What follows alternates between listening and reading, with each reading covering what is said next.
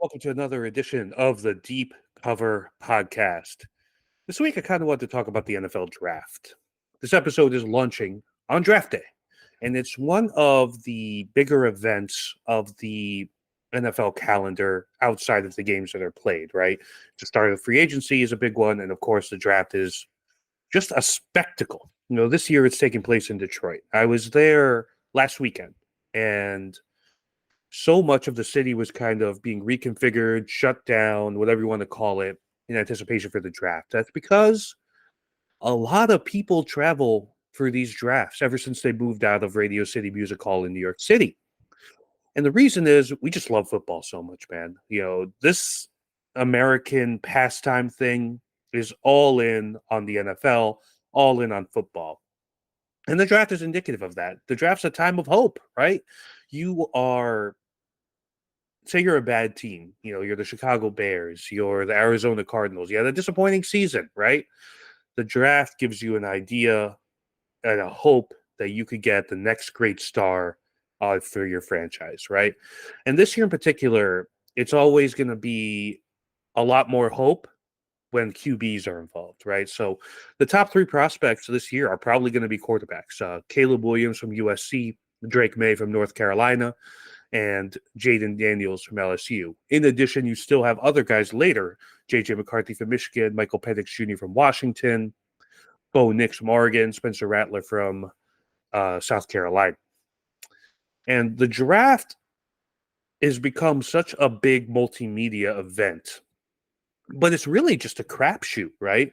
Like you think back to the great busts of all time, like you think of Jamarcus Russell, you think of a variety of running backs like Tim Biakapatunka or Kijana Carter, who just never really panned out.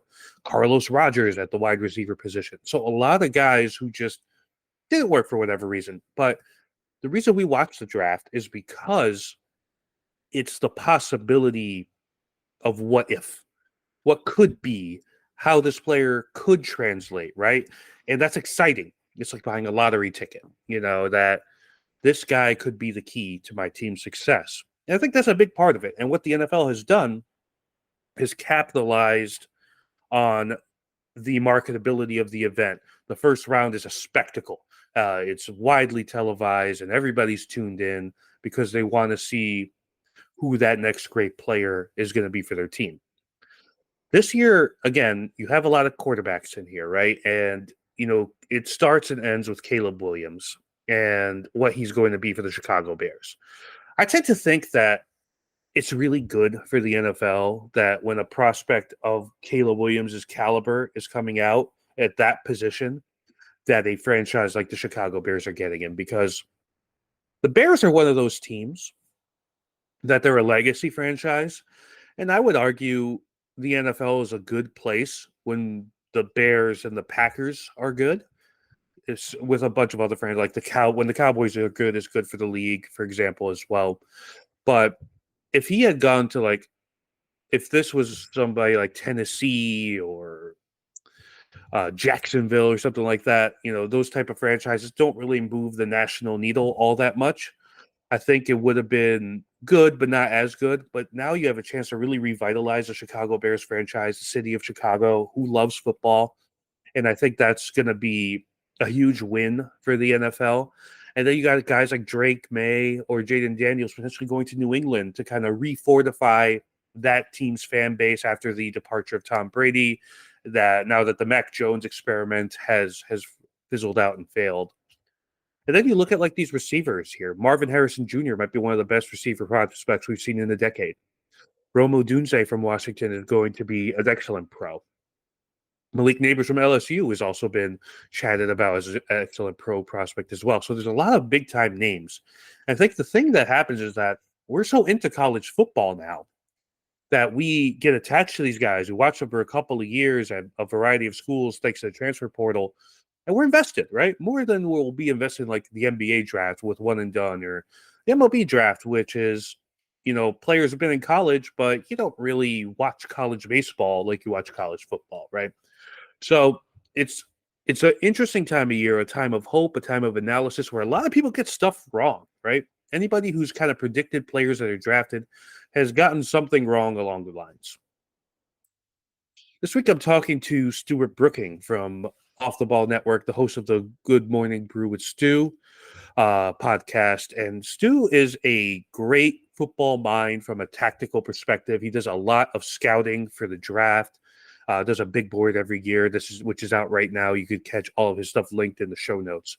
But we talk about the spectacle of the draft, what you do, what you look for in a player, some players that he's kind of keeping his eye on, and also some teams that he's keeping his eye on as some that could instantly get better in the draft that over last year. We saw it with the Houston Texans last year where they got C.J. Stroud, Tank Dell, Will Anderson, these guys who become foundational pieces for that franchise. And we kind of talk about the players and the teams that could really be movers and shakers as a result of the draft. The draft is, of course, this Thursday, live from downtown Detroit. And I'm excited to see it. Also excited for you all to hear my conversation with Stewart Brooking. We'll be right back after the break with him.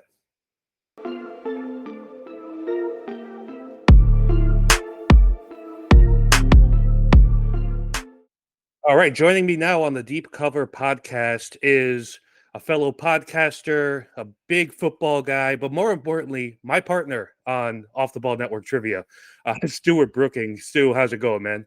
Oh, it's good, man. What's up, dude? I'm a big fan of your work. I love your episodes and your podcast. So I'm glad I can make an appearance. Yeah, thanks, man. Stu reached out to me and it was kind of like, hey, let's talk some draft. And I was like, with the draft coming up, it's, no better time than now. If you guys don't follow Stu online, he has really good rankings and analyses of different players coming into the NFL from the collegiate ranks. So, the draft is next week on Thursday at the time of recording in Detroit. I was actually in Detroit last week visiting some family and friends, and, downtown is kind of crazy and set up, for all that, like every downtown is, right, whenever the draft comes to town.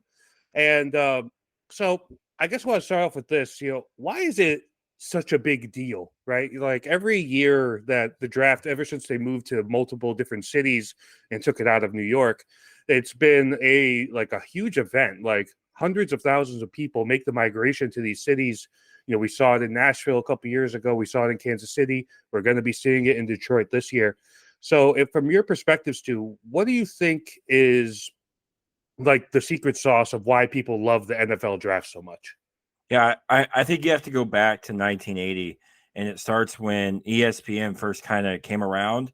The NFL draft was just a selection meeting held in hotel ballrooms with all 32 teams, and very similar to the MLB draft. They would go all night until they got tired, and everybody said, all right, let's go home. 1980 came around, ESPN became a thing, and they're like, hey, we really want to air this thing. And, first couple of years, it didn't really work out. Then Kuiper came in 1983, and ever since then, it's been a thing. I think it's been one, they're the longest draft on television. So they've been televised longer than the NBA draft, the WNBA draft, the MLB draft. And I think it's just marketing. I mean, you look at NFL Network, they hold mock draft live. They do all this type of stuff. ESPN donates or, dedicates entire Sports Center specials to Mel Kiper's NFL mock draft. You're more of an NBA guy than I am, but, hey, like I can't recall them doing that for the NBA draft. I don't remember them doing that for the MLB draft. They may get like a 10-minute segment with Scott Van Pelt at the late night Sports Center, but that's about it. So it's all about the marketing, the push, and the fact that, also on top of this, we've had a recent shift in the last 20 years where football has become America's favorite pastime, in my opinion. Yeah, that's a great point because everybody's locked into the NFL, right? There's this huge investment for people. And plus, on top of that, you really think about it from the perspective of the college athletes, we kind of watch these guys for a number of years. We'll be talking about like the QBs in this draft, but we've heard of Caleb Williams now for a number of years, dating back to when he was at Oklahoma before he even went to USC. And with the NBA draft, especially because you mentioned it, a lot of these one and done guys, we don't even know who they are, and or they're coming from overseas, so we don't have a chance to watch them. Exactly.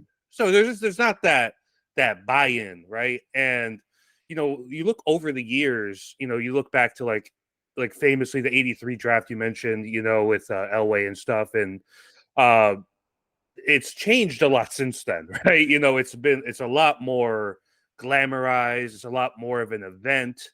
Uh, do you think that that's just really because of the NFL's popularity, or are other leagues just not even trying to make it like that, and the NFL is really the only one trying to do it like that? I think it's a mixture. I mean, Mm. I really think it's because of the NFL's popularity for the most part, but they also turn it into an event. Like once they started saying, "Hey, we're going to take it out of Radio City Music Hall and we're going to go to all these different towns," these towns, Dallas, Nashville, Cleveland, all these places have done a great job of saying, "Okay, that's fine. Then we're going to make this a spectacle. Bring the family out. Let's have fun. Let's have concerts beforehand. Let's do all these types of things." Where I don't think you get that kind of turnout. I think it would fail for the NBA. I know it would fail for the MLB. I mean, the MLB, like by the time we get to the 97th round of the MLB draft, where everybody's tapping out, like, all right, time to go home at Yeah. 2 a.m. But I think it's the perfect length. The first round's one day, all these types of things. And ultimately, Omar, I just think it comes down to the popularity, but I think they've done a great job of taking their popularity, capitalizing on it, and turning this into an event that's a must-see spectacle every year, whether you're watching it at TV or whether you're in, Detroit this year, for instance. Yeah, it reminds me a little bit of how with NBA All-Star Weekend, right? Where it's like a city gets picked and they make a really big deal out of it. They build infrastructure. It's a similar thing, but bigger. That's Yeah. like the thing. It's just so huge, and everything the NFL does is huge. I want to shift though into a little bit more of the scouting lens here as we move forward. So, you watch a lot of tape. You've seen a lot of these guys who are coming out, and as you do every year. And so, when you're looking at the prospects this year in the draft, what are you kind of looking for in a player on college tape to be able to say, "Hey, I see it. This guy could do something in the pros," or the flip side of saying, "Yeah, he had a really good college career, but he's not going to be much else outside of college." Yeah, I think one thing for me, I'll go back to CJ Stroud last year.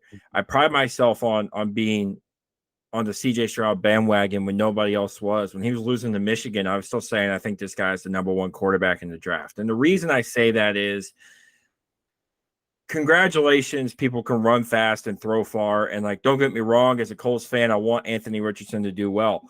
But those are not necessarily the things that translate to the NFL. Can you deliver with precision and accuracy? And do you have timing? And, I said this a lot last year. If you took the 10 best throws of CJ Stroud and you paired it up with the 10 best throws of any other quarterback in last year's draft class, he had the 10 best throws. And I say that because, like, yeah, he may not have the arm Anthony Richardson has, and he may not have been able to, break off a 90-yard run like Anthony Richardson can. But when I talk about layering the football, or as the older guys would say, it touch, I'm being able to throw the ball over the linebacker's head to my wide receiver, but it drops into his hands before the safety gets there, allowing a 15-yard completion, but maybe he breaks the tackle and takes it to the house.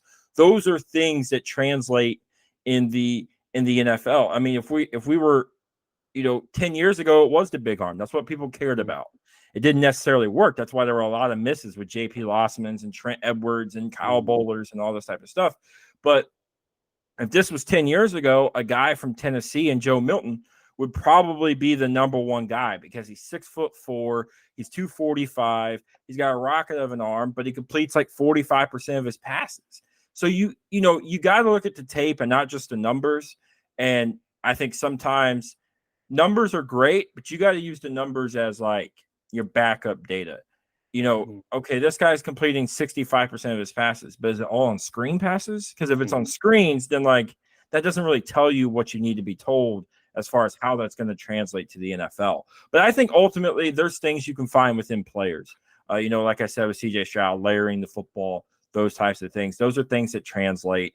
For running backs, he got a 15-yard run there, but could that have been a 30-yard run? I go back to Clyde Edwards-Helaire and Jonathan Taylor. CHE was the number one guy on everybody's board. I had JT. and this is before he was drafted by the Colts, it's because, he takes a run that maybe was a 30-yard run or a 15-yard run for Clyde Edwards-Helaire. He took it to the house, or maybe he took it 30 yards. And it's those things that you look at and you say those translate to the NFL. Yeah, I always feel like everybody who watches and deals with the draft, they always have like a couple of misses they had and a couple of wins. And you mentioned I got them Stroud. too. Yeah, for me, my biggest win ever was Lamar Jackson, because I remember thinking he's going to be good. And people, at the time, obviously went late first round, like, pump the brakes. And, 2 MVPs later, here we are. I also had, on the flip side of that, when Josh Rosen came out, I was like, this guy's not going to be good. In that same draft, I'm famously, and like, I keep my receipts for a reason. Like, I want people to be like, hey, you missed on this guy, because that helped me get better at what I'm doing, watching film and those types of things. In that same draft, I went on a rampage saying how I thought Josh Allen was going to be a bust. I called him Jamarcus Locker because I said he was a mixture of Jamarcus Russell and Jake Locker. Wow. And man, did that come back to bite me. Yeah, it's just kind of like, I remember just going outside QB when Jadeveon Clowney came out. I like, oh man, this guy's gonna be all pro, Hall of Fame trajectory, and he's been an okay pro, but not befitting of the draft pick that he got. And it's so, that just shows you how tough it is, right? Because seeing how that's going to translate and all that, and like how many times do you get guys they just say, hey, take the guy from Georgia or Alabama, and then that guy a lot of times maybe isn't really so great, even though the pedigree is there, and it's a crapshoot. Speaking of crapshoots, let's kind of talk about the QBs in this class. So this is probably one of the stronger QB classes we've had in a number of years. Obviously, it starts with Caleb Williams out of SC. You also have Drake May, Jaden Daniels. Those are kind of like projected to be your top 3. A little bit of J.J. McCarthy stuff, Michael Penix Jr., Bo Nix, a lot of names, right? A lot of guys who had really great college careers and are hoping to emulate in the NFL. So I guess for when you're looking at these guys, is it really Caleb and everybody else, or is the gap not as big as it may seem?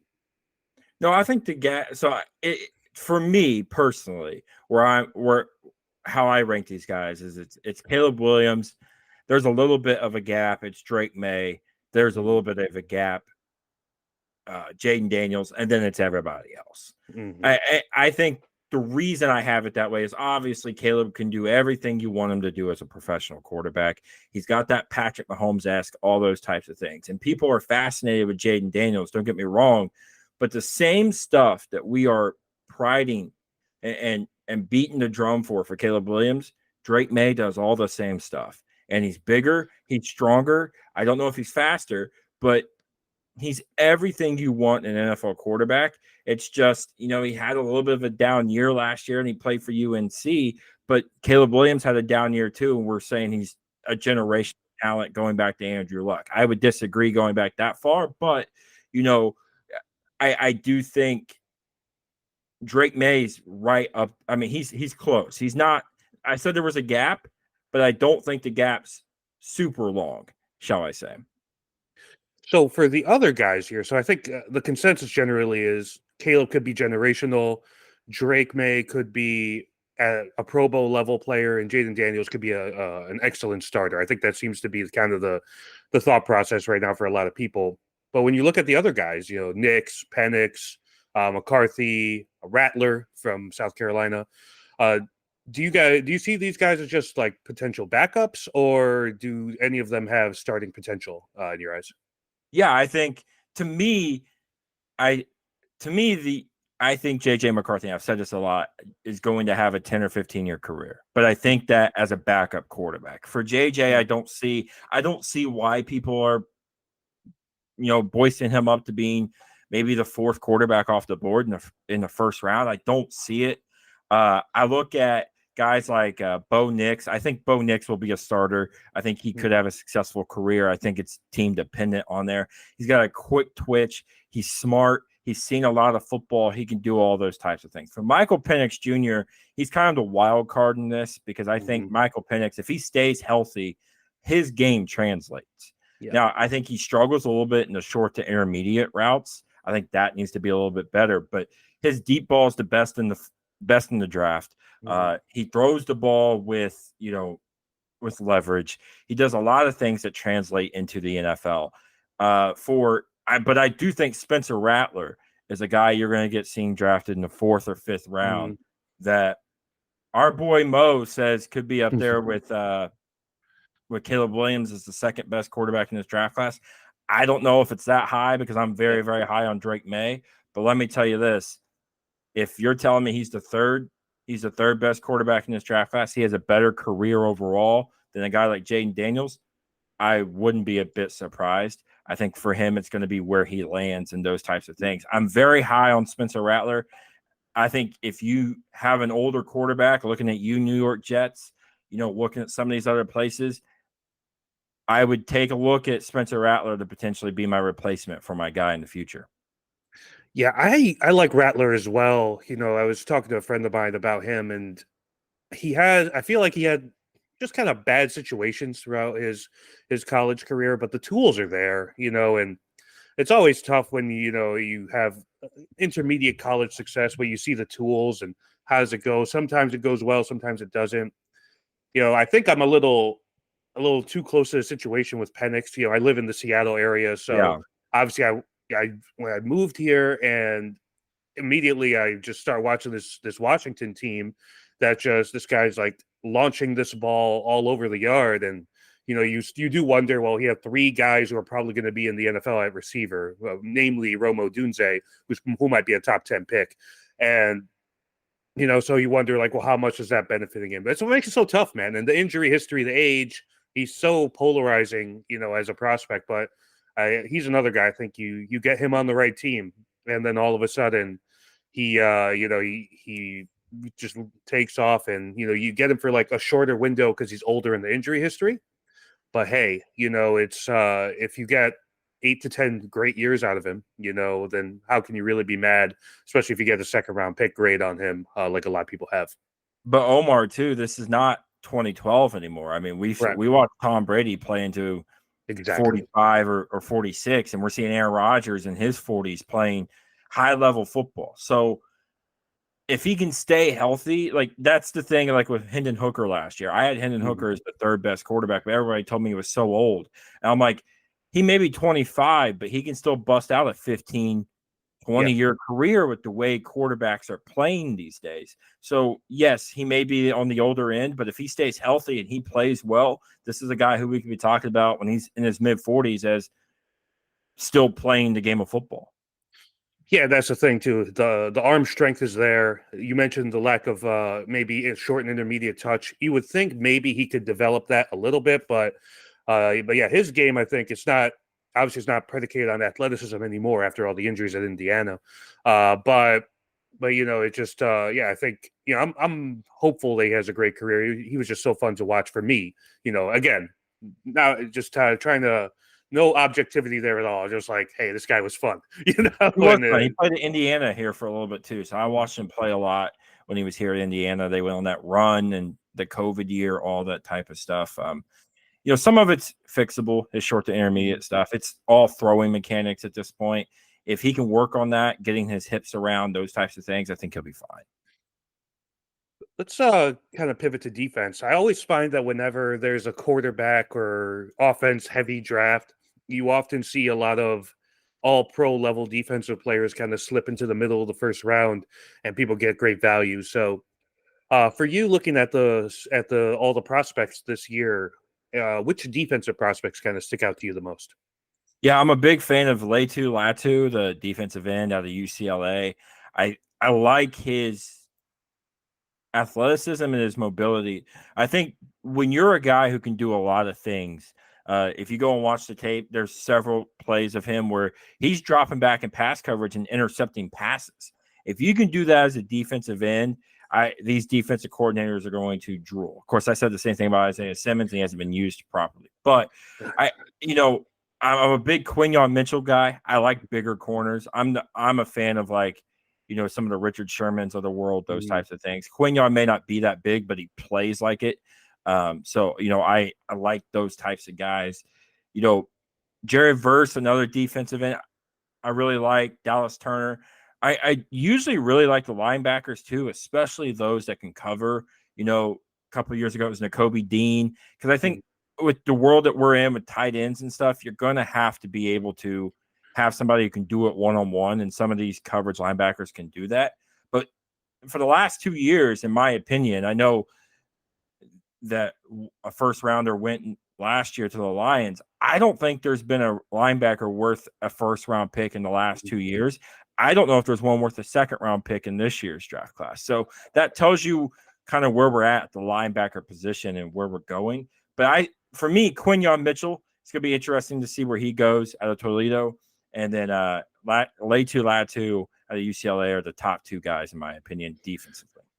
Yeah, it's really interesting when you think about the way things have shifted with positioning. Like, it used to be like your anchor, your defense was that linebacker, whether it was outside guy or inside guy, those are like your leaders, your QB on defense, so to speak. But now it's all about edge rushers. It's all about a lockdown corner. It's all about these type of guys. And it's a kind of little bit of a shift. It might be for a lot of teams, maybe one of the least important positions, because obviously your most important position is probably your end, your pass rusher, then your corners maybe, and then you get into the inside guys, on the line, try to kind of stop the run game and get some inside pressure that way. And linebackers and probably safeties may be kind of a little bit further down that pecking order. I think the draft reflects that, right? There's always going to be a run on edge guys. There'll be a run typically in maybe not the first round, but the second and third round on some corners, because you can never have enough corners in this league now. It's all these rotations with nickel packages and dime packages and all that. And it just you can't have enough bodies, man. And to your point about the bigger corners, I think it's a good point, especially these receivers are just getting fucking bigger, man. 6'4", 6'5" guys with a lot of weight and speed. You can't really get by as a 5'9", 5'10" corner all that much anymore. Yeah. You kind of need a little bit of size on you to be able to jam them at the line and, really hang with them when they get those over the top throws. So that should be interesting to see. I kind of want to go into any type of players that you think should be talked about more, but are not really being talked about right now. Who's like an underrated prospect that you think could kind of really elevate in the NFL once they're drafted? I have two actually, and okay. For me, I'm higher. Maybe it's a personal preference type of thing, but I'm higher on South Carolina wide receiver is Xavier Leggett than everybody else is. I mean, I look at him and say, what is there not to like? The guy runs fast. He can catch. He reminds me of a DK Metcalf, reminds me of a Calvin Johnson. I'm not saying he's going to be a Hall of Famer like Calvin Johnson, but what I'm saying is he's got that build. He's got that catch radius.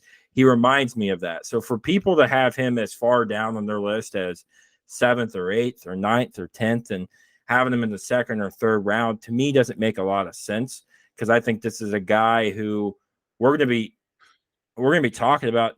He may get drafted in the 2nd round or 3rd round, and we'll be talking about in a couple of years of, well, why did Mitchell get drafted? Why did Bucky Irving, who's 5'8", 175, get drafted before this guy and can't stay healthy? And I think it's because of, I don't know what it is, but I think if he played at Ohio State, if he played at Georgia, if he played at Alabama, we'd be talking about this guy right up there with Marvin Harrison Jr. as maybe the best wide receiver in the NFL draft. And then for me, it's Jalen Wright, the running back out of Tennessee. A lot of people don't have him that high. But I can tell you this. When I turned on the tape, Omar, he did a lot of the things you like. His vision is great. I don't think he had a negative run all year. Maybe I'm wrong, but at least from what I saw, the games I saw, he didn't have a negative run. He wasn't tackled in the backfield. He can get away when he gets into the 2nd level. He can get away from those linebackers, and that's a true indicator for me. There's a lot of guys in this NFL draft that are kind of slow, in my opinion. Like, if you can't get away from a linebacker at Wyoming, why do I think you can get away from a linebacker who plays in the NFL who's bigger, faster, stronger? So Jalen Wright can do a lot of the things that you want to, that Jonathan Taylor does, that Derrick Henry does, that Joe Mixon does. A lot of these top guys in the NFL draft or in the NFL does, but he doesn't have the flashy name, or he hasn't been talked about as much as like a Jonathan Brooks, who played at Texas, who was in the top 5 all year, who or a Blake Corum who played Michigan, who was in the top 5 all year, or a Trey Benson, Florida State, in the top 5 all year. But Jalen Wright, to me, is the best running back in this draft class. From all the rankings I've seen, I'm the only one to have him that high up on my draft board, to have him as the number 1 running back. A lot of people have him around the 4 or 5 range, but for me, I think he should be the first back off the board. Probably won't be, but I think he should be.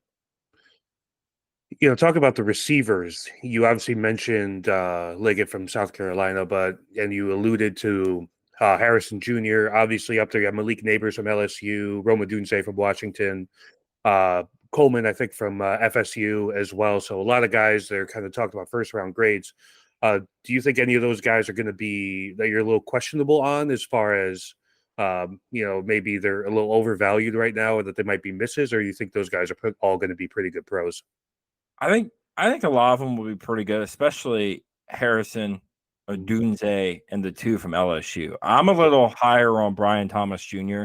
than I am on Malik Neighbors. I think Thomas is a better route runner, and I think that's what's important in the NFL, being a better route runner, getting away from those corners, those types of things.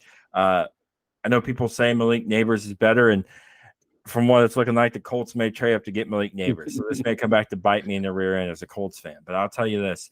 I think overall, Brian Thomas Jr. is a really, really good wide receiver. Roma Dunze is a really good wide receiver. Marvin Harrison, obviously the best in this draft class, and in my opinion, could come out and be top 10 wide receiver in the NFL year 1. Well, yeah, it's I'm kind of curious to see how the Harrison stuff goes, because right now it seems like the top 3 are going to be QBs, and everybody's kind of just assuming he would go to Arizona at 4.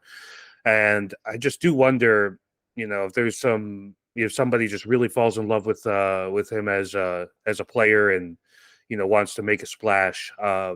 Speaking of that, do you think there's any specific team right now that is in a position to really make a big, like either a big move or really make a big? Obviously, the Texans last year had a great draft, with Will Anderson and Stroud and Tank Dell, and I mean their whole core of their entire playoff roster was a bunch of rookies they drafted last year. So, do you think any team is in a great position to, make a big splash in the draft and get meaningfully better on day 1? Yeah, I think there's a couple. Obviously, I start with Minnesota. No offense to Sam Darnold, but we've seen you play. We know what you are as a quarterback. Do they fall in love with JJ McCarthy? Do they fall? I said I didn't think JJ was a first round pick, but if he's your guy, then you go get him. That's how I feel. If it's Bo Nix, if it's Michael Penix Jr., whoever it is, do you trade up to that 4 spot to go get him? Same with Las Vegas, I look at as potentially doing that. But for me, I think it's the Bears. And I understand you're like, well, Stewart, come on, they have 4 picks, but they have that 9th overall pick there in the first round. Yeah. And if quarterbacks go 1, 2, 3, or 4, and maybe the Chargers take a Brock Bowers or a Marvin Harrison Jr. at 5, we could really start seeing 9 be the trade up spot to potentially get a Malik Neighbors or a Marvin Harrison Jr. or those types of things.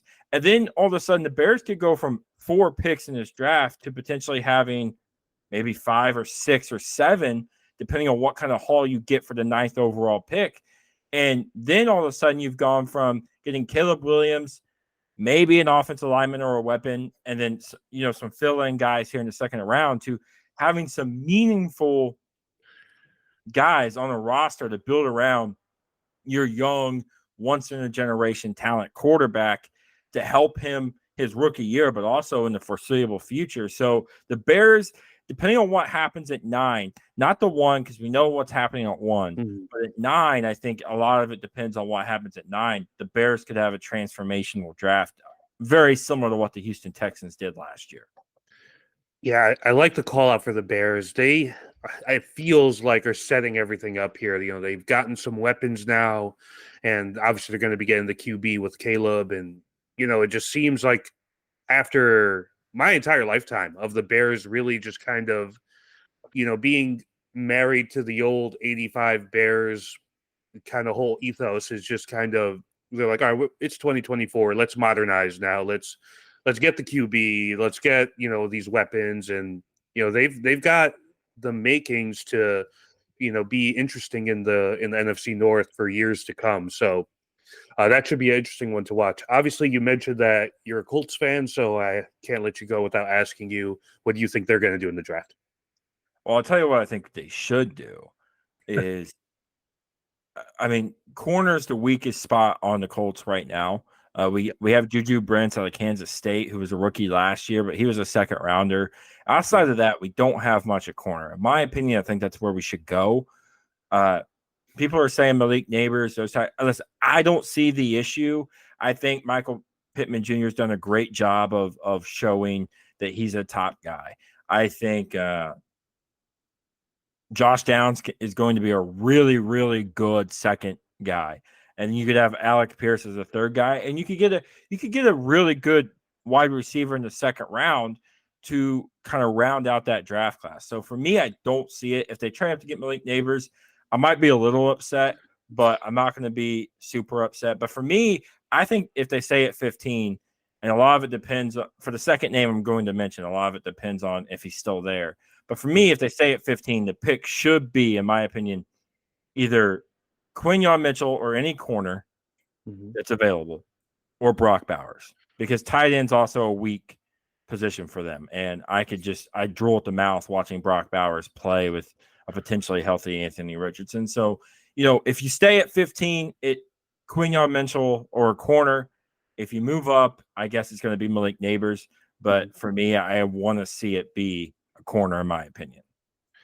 You mentioned Bowers, and he's kind of like an interesting prospect. It feels like every other year we get like that tight end who's supposed to be like super generational. Like, reminds you like when Kyle Pitts was coming out, everybody's like, "Oh, this guy's can't miss," right? And it's it's been fantasy football players aren't super happy about Kyle Pitts. Let's put it that way. But I think he'll be better this year with Kirk Cousins. But I mean, do you think that there's a chance where Bowers falls to 15, or where a lot of mocks now see him going to the Chargers, or kind of staying in that top 10 range? I think there's two teams in the top 10 you got to look out for. The Chargers at 5. What do they do? Do they want to go? I mean, they need a pass catcher, but is that pass catcher Malik Neighbors? If Marvin Harrison's off the board, is it Brian Thomas Jr.? Is it Roma Dunze? Or is that pass catcher the tight end in Brock Bowers? If it's Brock Bowers, then he's gone at 5. Another team you got to look for in the top 10 is the New York Jets.